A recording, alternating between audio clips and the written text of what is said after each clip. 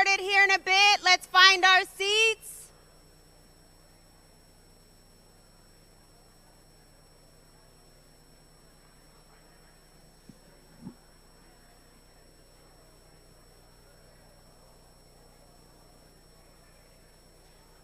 Thank you so much.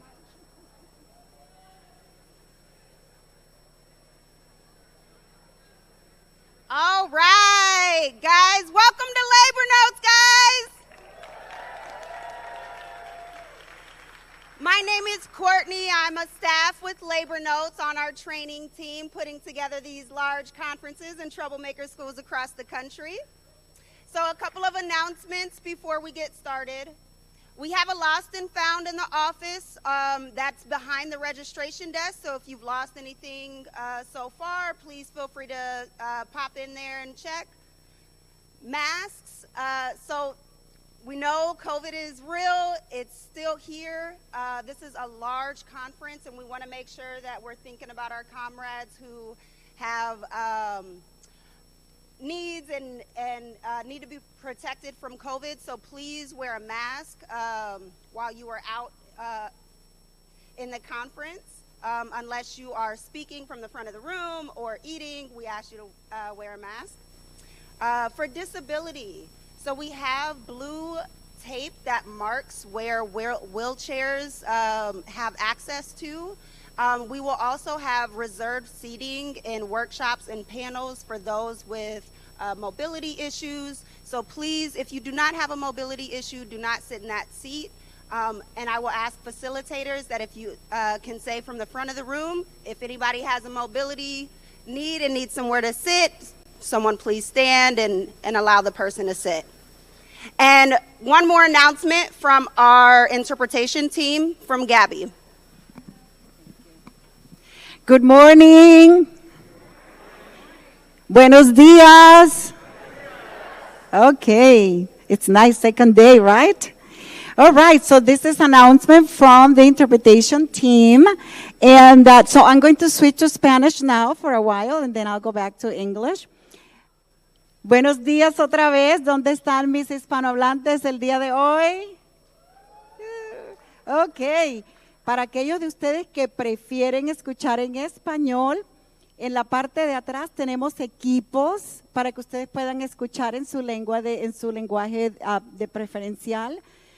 El canal donde necesitan estar el día de hoy es el canal 95, así que si ustedes desean escuchar otra vez, por favor vayan a la parte de atrás y por favor seleccionen el canal 95. Si por algún motivo ustedes tienen algún problema y el equipo no se oye, vayan a la parte de atrás, que ahí les pueden ayudar a ustedes con su equipo, con sus necesidades lingüísticas. Además de esto, hoy tenemos también American Sign Language. So what I just said is today we have our partners here from American Sign Language. Isn't that great? Okay, and I'm going to switch to English with my Colombian accent, so bear with me. This message is for our wonderful presenters today. If you see anybody, okay, let me just read. If you see us doing this means that you're going a little too fast. To please slow down for us. We don't want to miss your message. If you see us doing this, it means that to please raise your voice a little bit. We want to make sure, again, we don't miss your message. So we are so happy to be here. We are so excited to provide language access and to welcome our ASL partners as well. So have a wonderful day and enjoy the conference. Disfruten el día y disfruten la conferencia.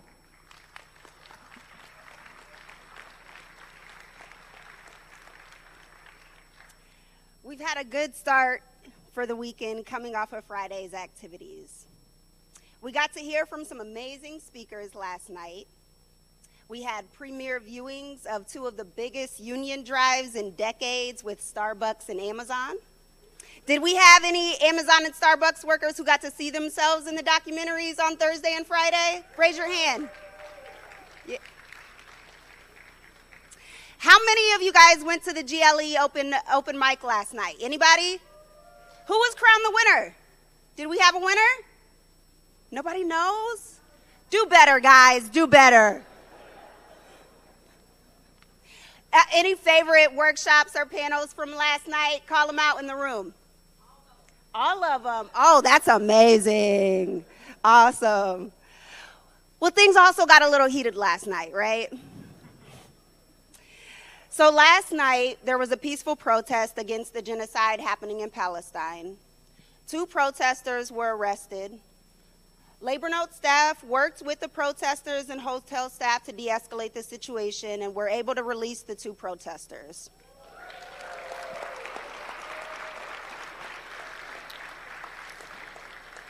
We want to be clear here. The genocide in Palestine is an urgent issue that deserves our special attention, which is why we've worked so hard to include workshops where you can learn tools and strategize how to take this issue up in our communities. We have panels with workers where you can hear all about how they've organized around ceasefire demands in their locals. And there will be meetups where you can strategize with others on how to organize and agitate. We've already had one workshop that happened yesterday called Know Your Rights, Union Members on Free Speech in Palestine. Today, we'll have a panel called Workers of the World for Palestine, and also a Palestine Solidarity meeting.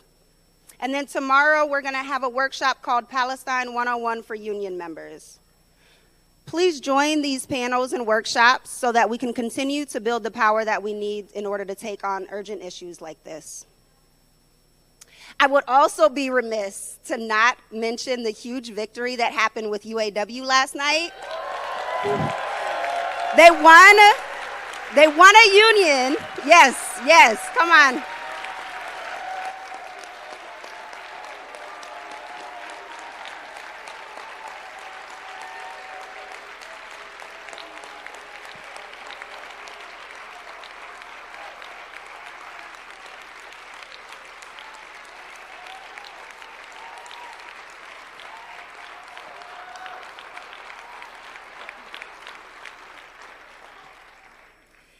They won a union for Volkswagen workers in Tennessee.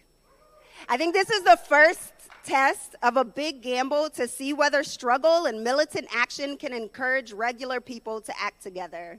And it's a part of UAW's ambitious plan to transition the energy from the stand-up strike into new organizing.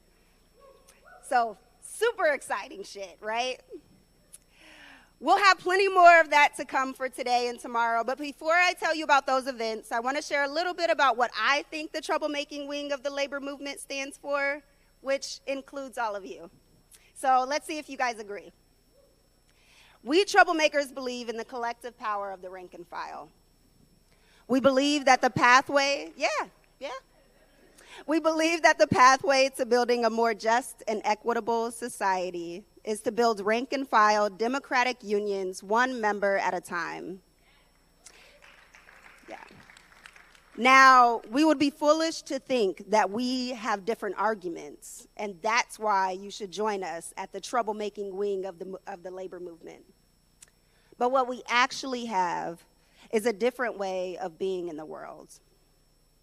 When capitalism tells us that we are alone, we troublemakers look to our neighbors to the left and say, and yes, I'm going to do this, guys.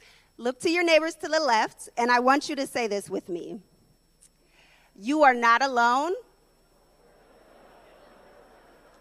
I am here with you. And even when we disagree, I still see your humanity. All right, now turn to the neighbor to the right. Yes. You are not alone. I am here with you. And even when we disagree, I still see your humanity. Thank you so much for indulging me.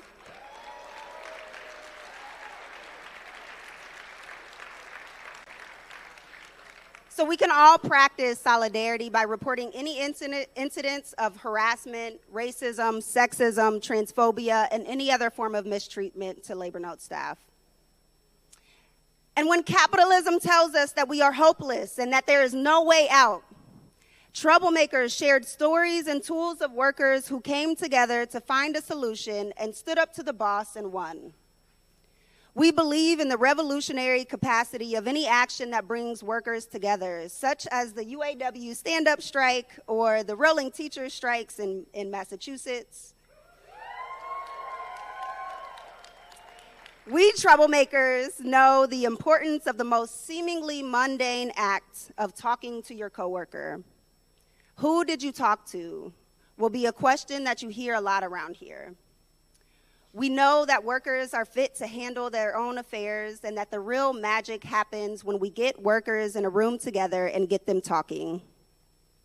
And speaking of bringing workers in a room together to get them talking, when capitalism tells us that we are isolated, that the fight in the auto factories to capture workers in the South is different from the fight happening in Hollywood with actors and writers, and from the fight in Palestine, we know that none of us are free until we're all free. And so that's why 4,500 troublemakers from around the world came to Chicago to bear witness at just how mighty we've become.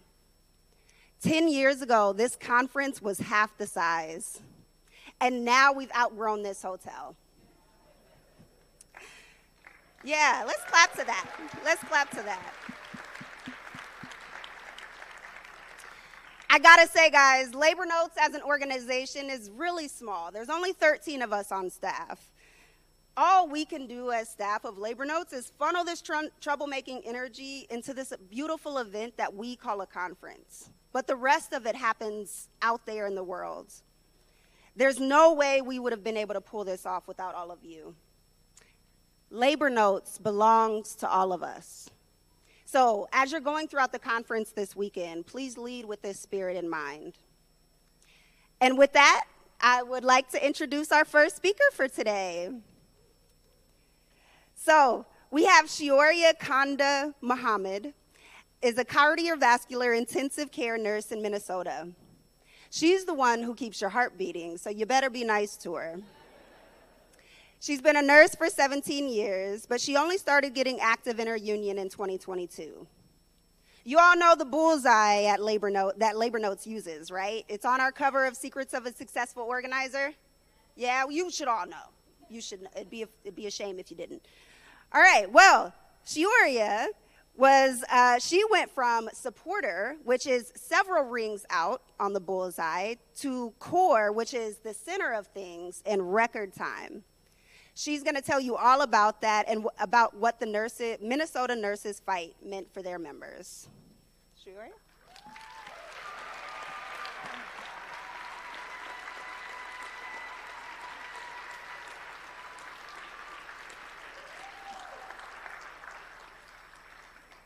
In 2022, the Minnesota Nurses Association led a historic multi-city 3-day strike with 15,000 members from 13 different hospitals to demand a fair contract, including a wage increase to keep up with the cost of living and save staffing.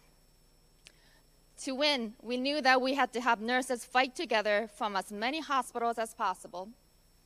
There were 11 hospitals in the Twin Cities metro area that had the same contract expiration date of 5/31/22. 2 hospitals in Duluth, Minnesota had their expiration date on 6/30/22. Similar to the recent victory at the UAW and the Big Three, we came from over a decade of stagnant wages while corporate healthcare CEOs were making multi-million-dollar salaries. Many hospitals experienced a high turnover of nurses due to a traumatic experience of the COVID-19 pandemic. We knew our nursing profession would not be sustainable under these conditions. Unfortunately, the 3-day strike wasn't enough. A second strike vote 2 months later showed that we were ready to walk out 3 more weeks. Our strike readiness forced the hospitals to give us 18% wage increase over 3 years and more say for nurses in staffing decisions. I became involved in this campaign as a member of a contract action team, and then as an elected negotiation team member for my hospital. But I wasn't always actively involved before that. M&A leadership had been predominantly white, and I never felt like there was any space for me as a woman of color and an international worker. However, my perspective shifted due to the events in 2020, including the COVID-19 pandemic and the rise in racially motivated attacks against the Asian community. The murder of George Floyd in Minneapolis further exposed the violent struggles of the working class, deeply affecting my sense of justice. I could no longer stay on the sideline. The Contract Action Team, or CAT we call it, held weekly meetings to learn how to organize. I still remember the first thing I said in the meeting.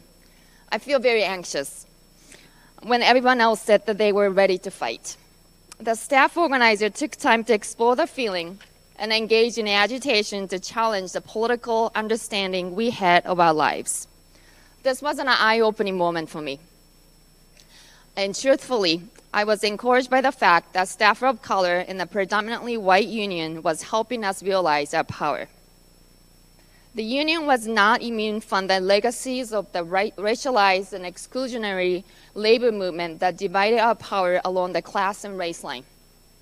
The CAT members dedicated time to conversations at the departmental level. One unit in particular comprised immigrant nurses who frequently dealt with the challenging behavioral patients and experienced high rates of workplace violence.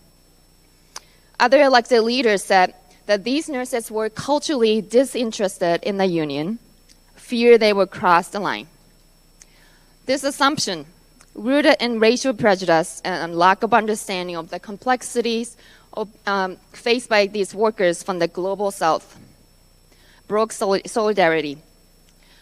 I empathized with the experience, and by simply listening to the concerns, I began building trust with the nurses in the unit, and they became interested in being involved.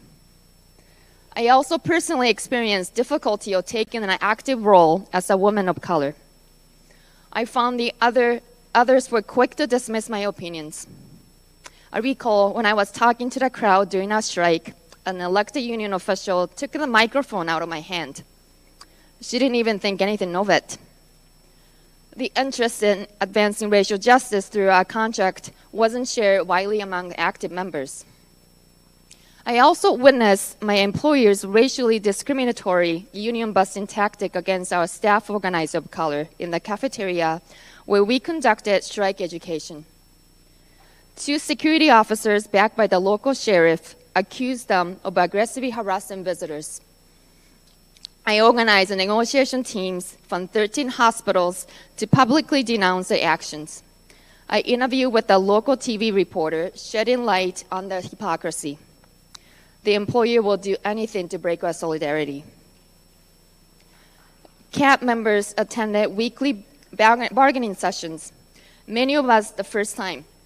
We maximized participation by bringing rank-and-file nurses, selecting those who could speak directly to the employer about the experiences on the bargaining proposals.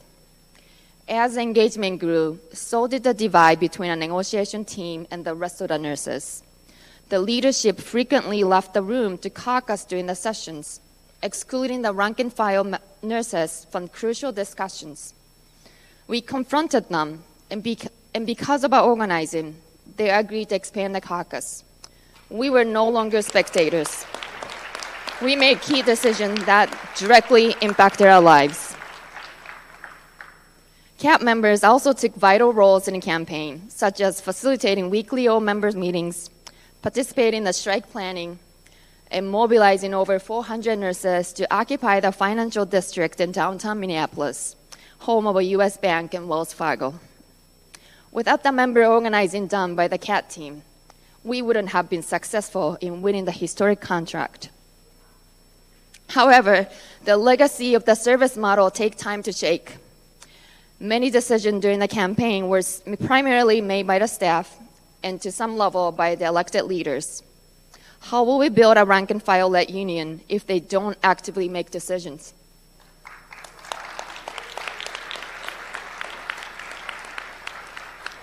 I wasn't going to stop there. The experience of the 2022 contract campaign led to a reform slate with a strong rank-and-file leaders, and I ran for the first vice president of Minnesota Nurses Association.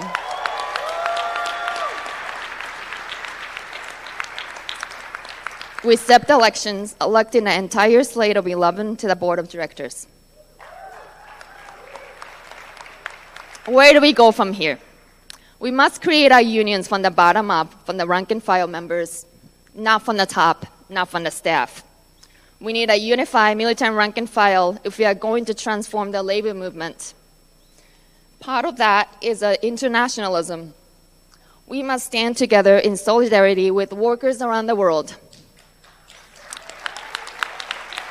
Now, this is more vital seeing how the labor movement have reacted to the genocide in Gaza. Especially as healthcare workers, we have a duty not only to call for a ceasefire, but also to demand an end to all U.S. military occupations and for Palestinian liberation.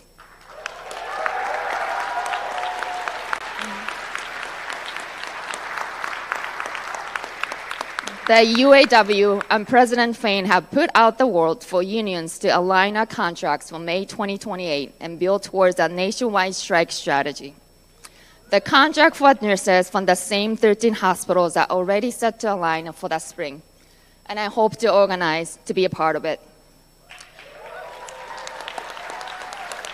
And I would even deepen the idea to an international strike strategy. That will show who has the power. The time is now for us workers to stand up and take back what we are owed, our dignity, and the value that our labor produces. Thank you. Yes, give it up for Shiori. Come on, guys. Yeah.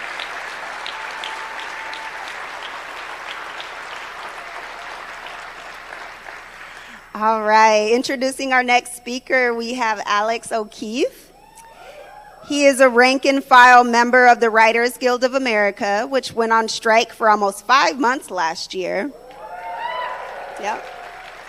Alongside the members of the Screen Actors Guild, the writers shut down the film and TV industry to win raises and protections against artificial intelligence.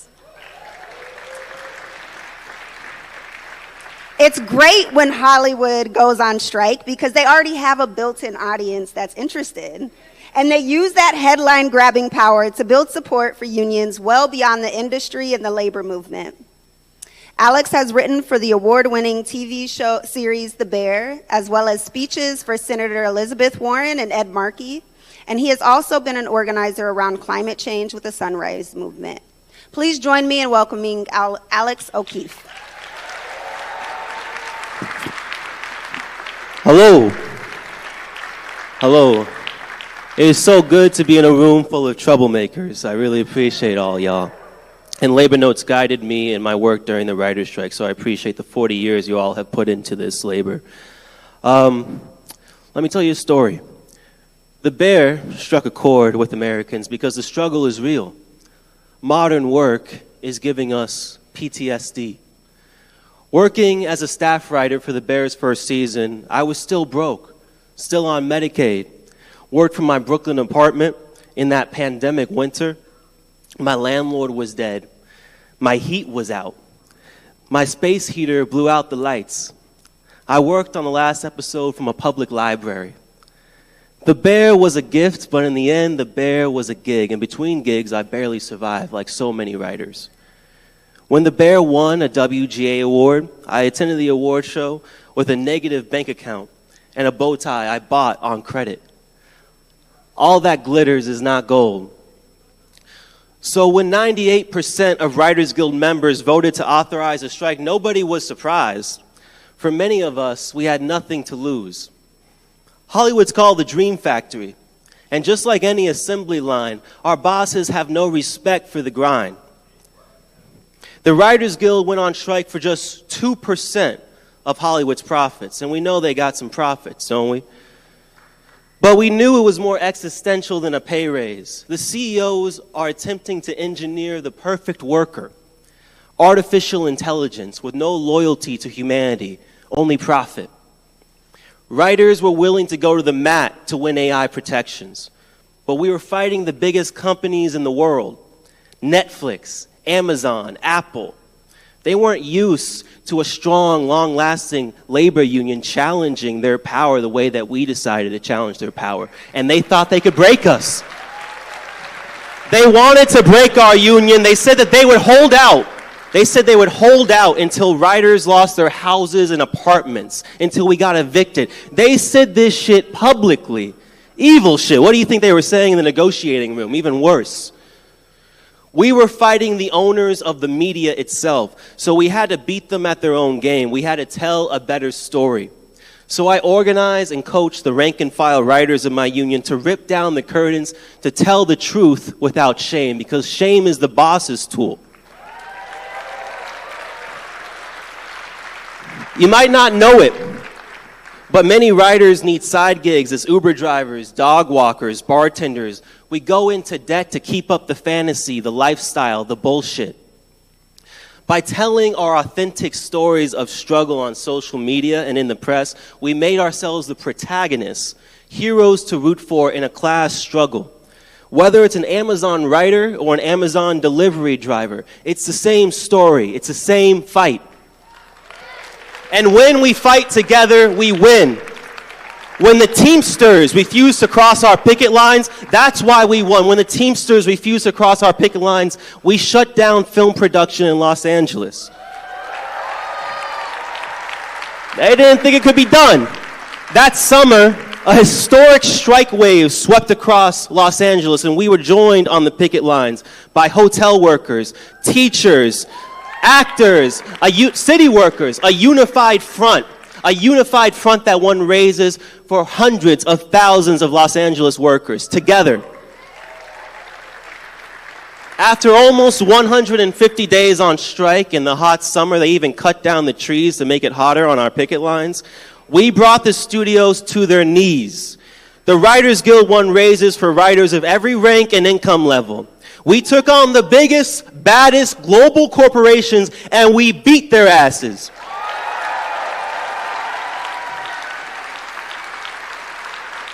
We held the line.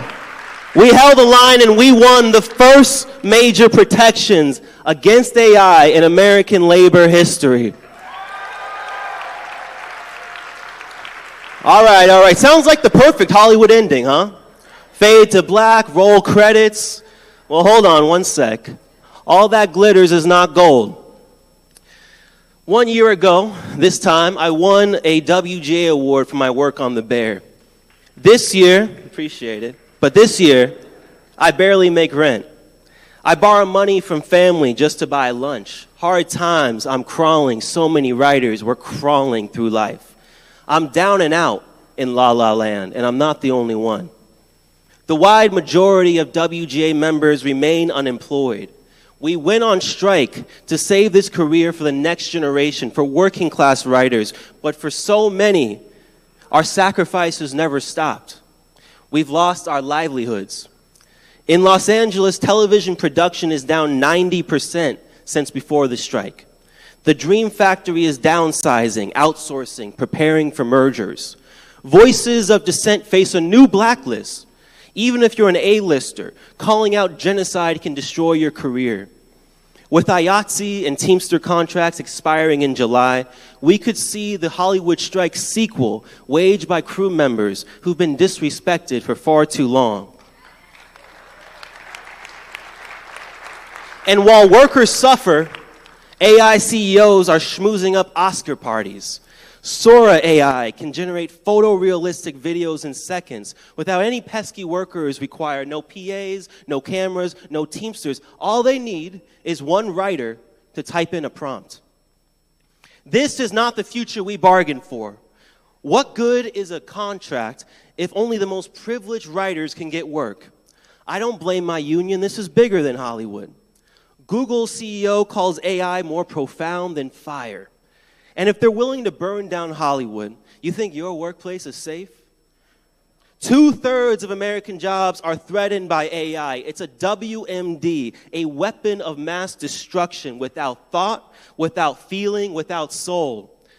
As we speak in Palestine, the IDF has deployed an AI to generate mass kill lists. They call it Daddy's Home because it's designed to bomb Palestinians when they arrive home to their families. When we unleash hell on earth, don't expect the flames to stop at Palestine's borders. Without solidarity, this fire will swallow us all. The CEO of OpenAI said, and I quote, "AI will probably, most likely, lead to the end of the world. But in the meantime, there'll be great companies. Fucking psychos are running this country." We're living in the wildest imaginations of a few billionaires, a few men who have designed an economy exclusively for themselves. Enough is enough. That's why Wall Street came to Hollywood, to monopolize your imagination. But the troublemakers in this room, you dare to dream, and I appreciate you. I respect you for that. For so long, our movements, our labor unions, we were afraid to dream. But Shawn Fain and UAW, they've given us a new hope. They are calling on us to unite for a national strike, May Day 2028. Just 4 years away, and you might say, "Alex, we ain't got time for that." Well, by 2030, 30% of all work hours could be automated. Yeah, we ain't got time, and when you ain't got time, you got to seize the time. May Day 2028 could be our last chance to mobilize the greatest power humanity has ever known, the power of our labor, the power to withhold our labor. A national strike against AI, man versus machine. I mean, doesn't that sound like the ultimate summer blockbuster? Starring truck drivers and teachers, aunties and nurses, workers of all colors, rising up to reclaim the public imagination from the 1%. I believe the workers who saved the world just 4 years ago, the essential workers who kept society running, I believe you deserve to dream. We are the Rainbow Coalition. Our dreams are dangerous. We have built a powerful movement, but to survive on this planet, we must become a revolution. We are the workers. We are the builders. Let a new world be born from our bricks.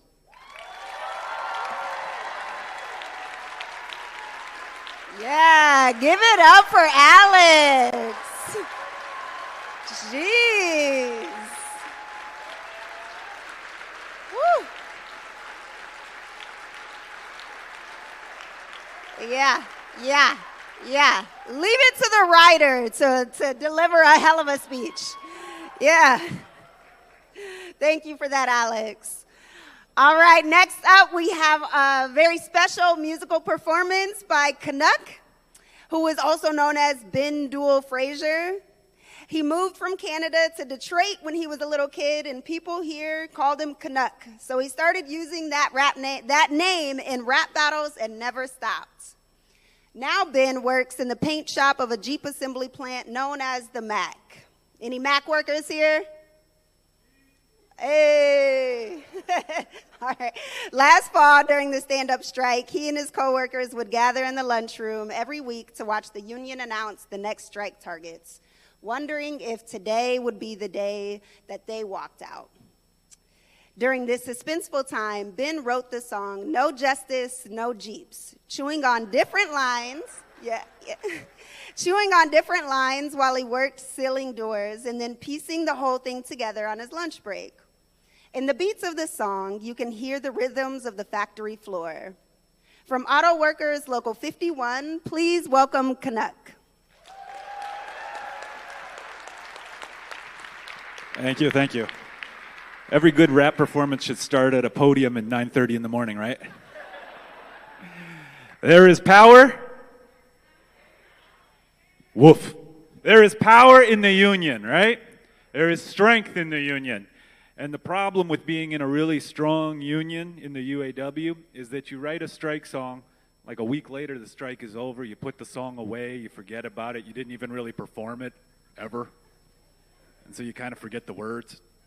So in solidarity, we're going to have to teach you a couple of the words so you can help me out. Fair enough? All right. If I say heave, you say ho. Heave. Heave. We're doing wonderfully so far. I'm going to count to 4. After 1, 2, and 3, you're going to say Jeep. 1, 2, 3, 4. Ah, gotcha. Simon didn't say. All right. Jeep, Jeep, Ram, Dodge. Jeep, Jeep, Ram, Dodge. No Jeep, no Jeep, no Ram, no Dodge. No Jeep, no Jeep, no Ram, no Dodge. Okay, so don't get caught when we switch from Jeeps to Rams, okay? We're gonna work her out real quick. All right, so it's gonna be no justice, no Jeeps. No justice, no Jeeps. No justice, no Ram. No justice, no... we got it.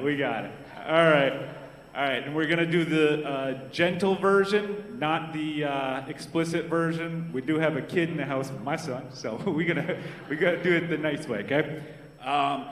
And also, there is a fast part. There is a lyric music video for the hearing impaired on YouTube. You could just look up No Justice, No Jeeps, Canuck, and the lyrics are right there. So, all right. Shall we dance?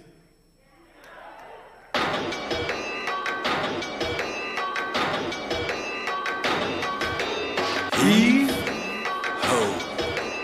Heave ho. 1 Jeep, 2 Jeep, 3 Jeep, 4. No justice, no Jeeps. No more peace until all of us eat. No justice, no Jeeps. Sorry, guys. No justice, no Rams. Hold on. Keep it planned for a second. No justice, no Dodge.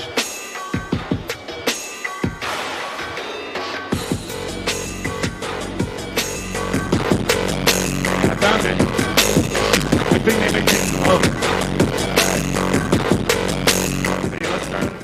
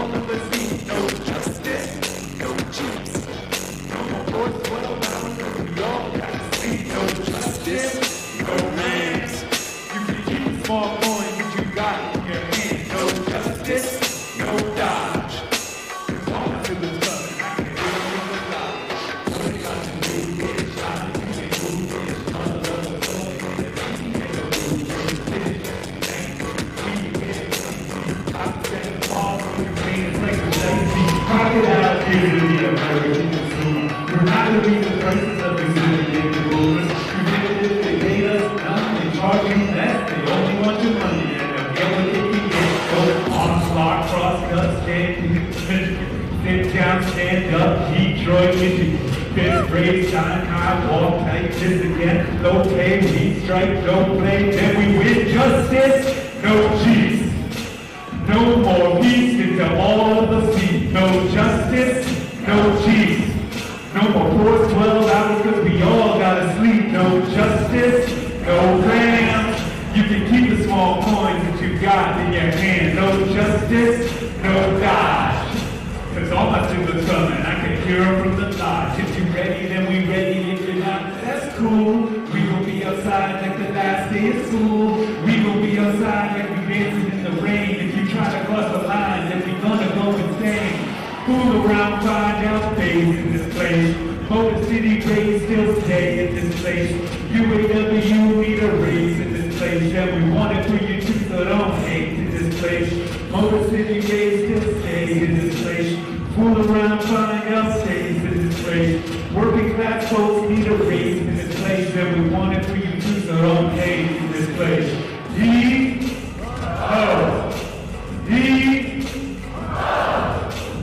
1, 2, 3, 4.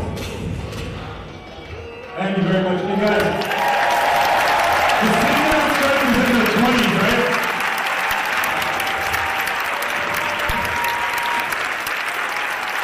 Thank you.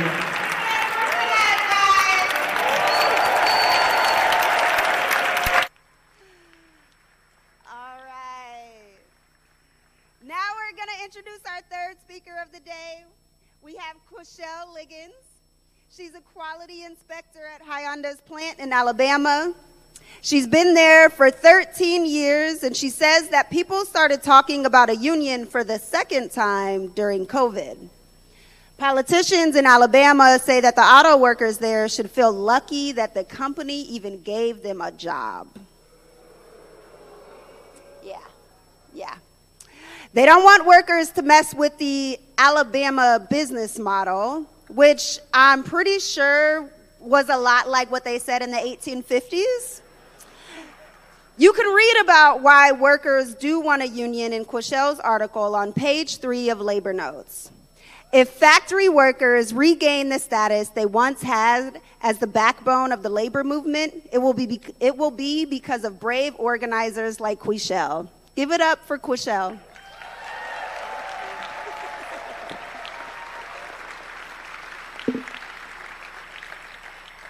Good morning. My name is Quishelle Liggins. I've been working at the Hyundai plant for 13 years.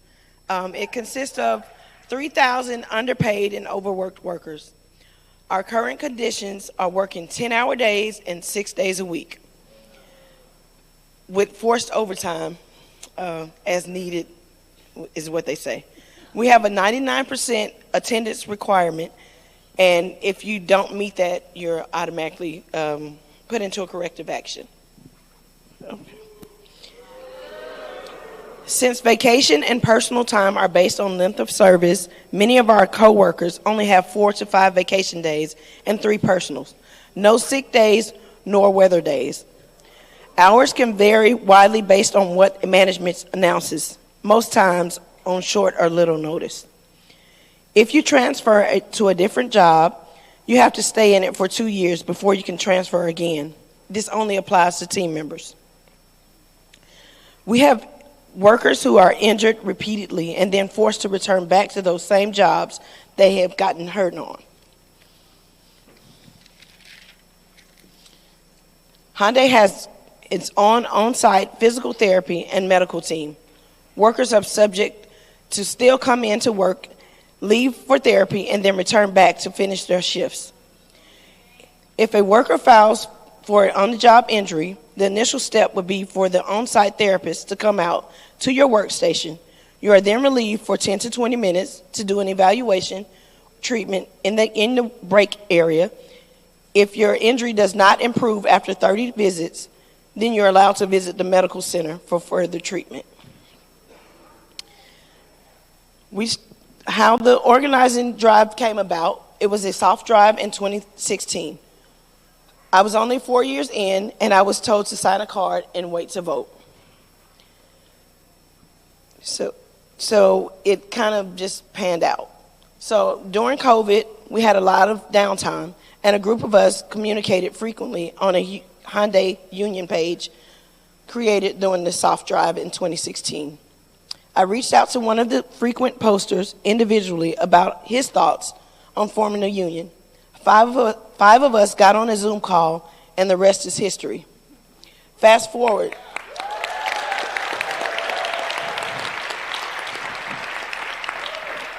to the UAW bump. The UAW strike, they received 25% increase on their base wage throughout April 2028. Collectively, it was 33% overall.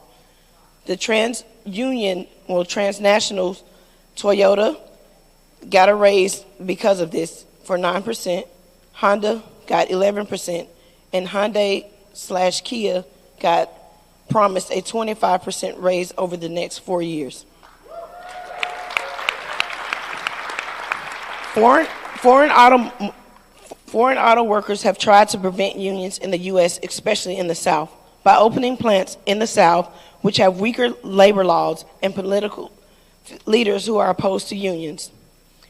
Up until 2019, we had only received pennies on the dollar, 10 cents, 12 cents, maybe 25 cents. In 2019, we received a raise of $1.10. In the top of 2020, our health insurance was increased by $2. So did we really get a raise? How has it changed and encouraged us to organize. Organizing our own union provides a more personable touch, and workers whom are already scared are more familiar with people like myself that they work with every day, and it hits different and deeper coming from within us. We are family.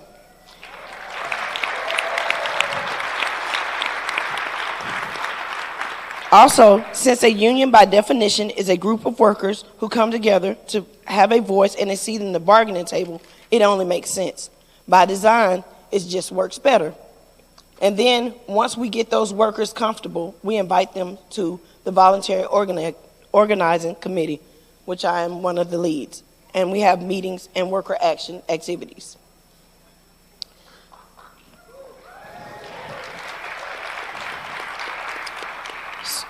Making the conversation comfortable and easy, talk to your workers about the issues, their reservations, and also how it affects their families and impacts their lives overall.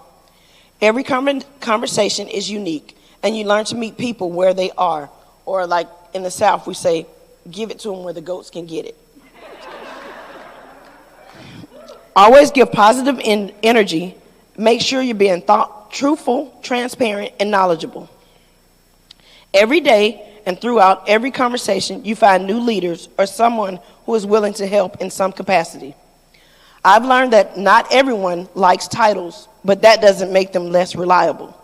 We don't have leaders in every department, but we continue to work towards it every day. We put together a forum on MLK Day at a church made of a panel of workers. Since Montgomery, Alabama is the birthplace of the civil rights movement, it was only fitting that we did that. MLK actually died fighting for workers, sanitation workers in Tennessee.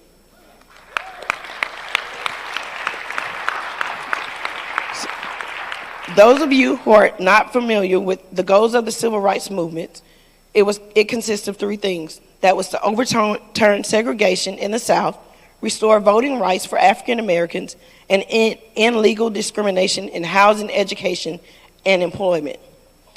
In 1963, the labor movement began to play a larger role in the civil rights movement by mobilizing 40,000 union members for the March on Washington for jobs and freedom. That is important because we struggle with that every day.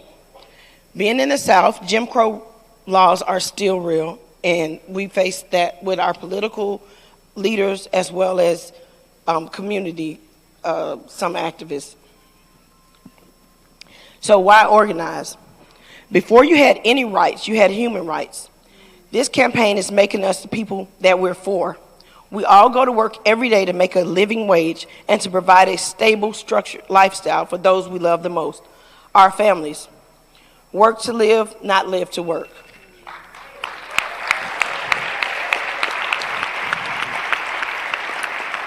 As parents, we teach our children to be confident, stand up for themselves, and lead by example. We instill in them that they can do anything or be whatever they want as long as they are willing to work hard for it. And then we cower down and don't fight for ourselves. It's time to change the narrative and be the change we want to see. We are leading by example for our families and our communities because it all spills over. We can only be as good for our families and our communities as we are for ourselves. It's time to make ourselves whole again by taking back our power and using it to do great things.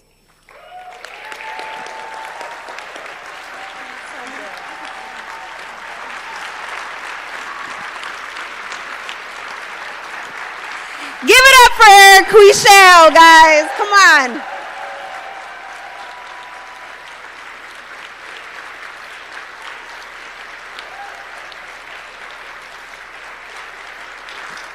Such a beautiful speech. Thank you so much, Quishelle. All right, now our last and final speaker for the day, we have Kelly Henderson, who teaches English in Newton, Massachusetts.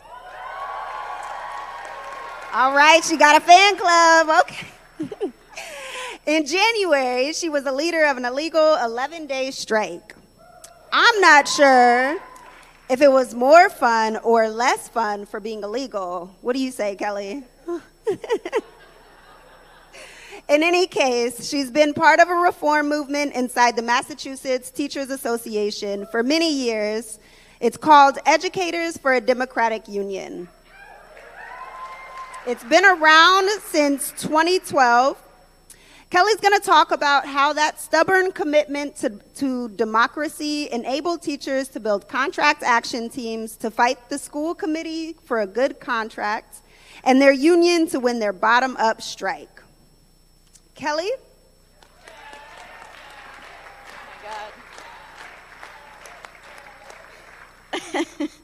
Thanks, guys. In Massachusetts, it is illegal for public school educators to go on strike.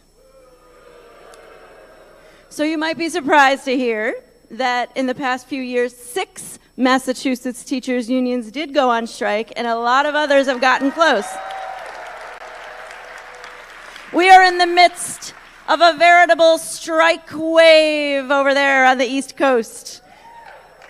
You know, for decades, cities and towns have been telling us how appreciated we are. We have our own appreciation week in education, but it doesn't tend to make it into the budget. This was the case in Newton when we started our last contract negotiations in October of 2022.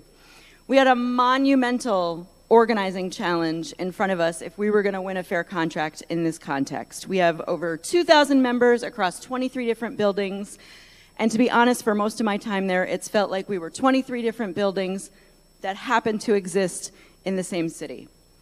But we organized. We talked to each other. We formed a CAT. We had meetings and meetings and meetings. And in January of 2024, we took a vote. 98% of us voted to go on strike. Hell yeah. Of course, in the end, we won because strikes work. We won on parental leave. We won raises for everybody, but especially big raises for our ESPs. Where are the ESPs? More mental health supports from our students, and we beat back some terrible managerial attacks on our time and autonomy. But the real victory in any labor struggle, when David beats Goliath, is that we have shown each other that victory is possible in the first place, because the bosses want us to think that it isn't. This win is going to be a constant reminder to us in my union that we don't have to take it when they try to throw us crumbs. We don't have to take it when they try to make our working conditions worse. That vote in Newton and the strike wave in Massachusetts from the outside might seem like something that is this sudden thing that just happened. What are they doing over there? But no, grassroots movement just happens. It is always the result of dogged, deeply unsexy organizing work behind the scenes for years and years and years, organizing ourselves. In 2013, the MTA was in a very different place. Leadership understood power to be a seat at the table, a 2-martini lunch with the governor where our concerns could be heard. And that got us a lot of really bad deals. But a small group of folks calling themselves Educators for a Democratic Union, woo! Some of us are here, or EDU, had been having meetings to discuss what their union ought to look like. And it was kind of ridiculous that this group of 12 people thought they could shift the direction of the largest labor union in the state. But we're nothing if we're not dogged. One of these small EDU meetings was my introduction to labor organizing, and I have EDU to thank, and we all have EDU to thank for what's happened since in Massachusetts. We started with a fight we thought we couldn't win. We decided that our little progressive caucus that didn't have all that many members was going to run a candidate for president of the MTA. We dared to interrupt the order of succession and introduce democracy into a stagnant service model union. And it wasn't necessarily about winning the presidency. Of course, we wanted to win. But it was more about the organizing that you can do inside the structure of a campaign. It's an opportunity to talk to people, to share your vision, to build energy, to identify other people who share that vision. And as it turns out, there were many thousand people who shared our vision, and they elected our candidate for president. So, the little caucus that could had the presidency of the largest labor union in the state, and then everything transformed immediately. That's the end of the story. No. The next thing we needed was a really big fight that our members wanted to take on. We needed to show each other that we could fight and win, because all we'd been doing is losing. We hadn't been fighting at all. Fortunately, the charter school movement picked a fight with us in the form of a ballot question that we needed to defeat. We launched a massive organizing campaign in every local across the state. Nobody thought we'd win. The charter school hedge fund bros were quite sure that the little MTA wasn't a threat to them. So when we did win, every member of our union had a taste of something new, not just winning, which was great, but being a part of something that fights back when it's the right thing to do. As the MTA was fighting battles on the statewide level, EDU members were running for leadership positions in their locals and winning. One local here, one local there, and the aircraft carrier is shifting a little bit. And you watch one local decide to take on a big fight, and you see them win, and your imagination grows just a little bit. And then, as we see each other on a statewide level get bolder and more militant, our collective imagination starts to grow. And then one little local takes a vote, goes on strike, wins a great contract, and a wave has been born. None of this just happened. The fact is, it's very possible I could have gone into my building, worked my entire career in an imagination crisis, never thinking that the world could look any different than it did. But somebody did invite me to a meeting, and I want to say to everybody, if you are the inviter or the invitee tomorrow and you're sitting around saying, this ragtag group of 10 people can't get anything done, I'm here to tell you, you're wrong. You can. Keep going.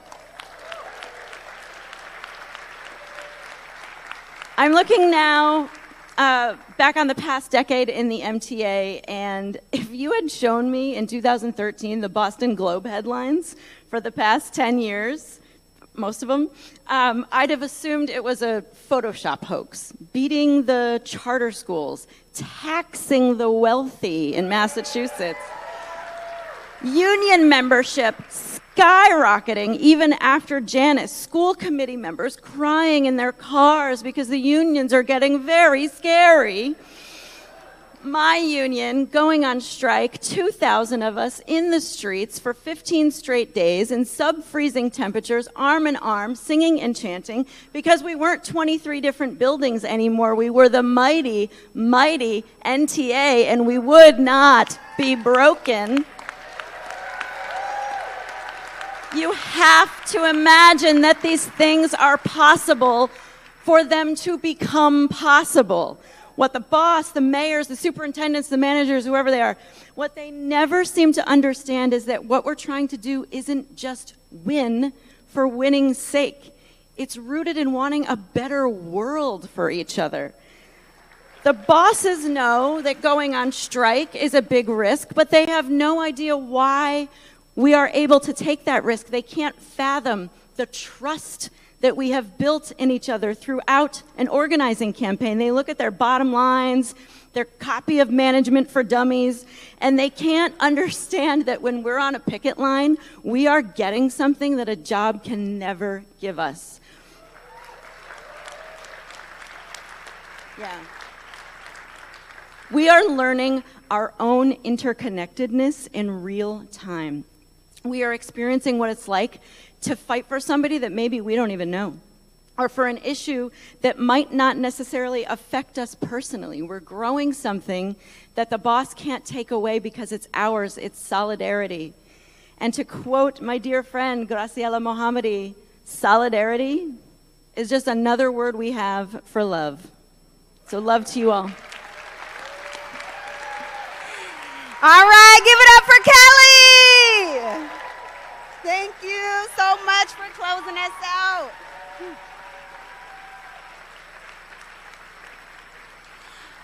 All right, who's ready to have some more troublemaking fun today? Yeah, let's hear it. All right, so there's still room on the bus to sign up for the Action with Iron Workers and Arise Chicago members today. You should have received a text message with the link to be able to sign up. There's still room on the bus.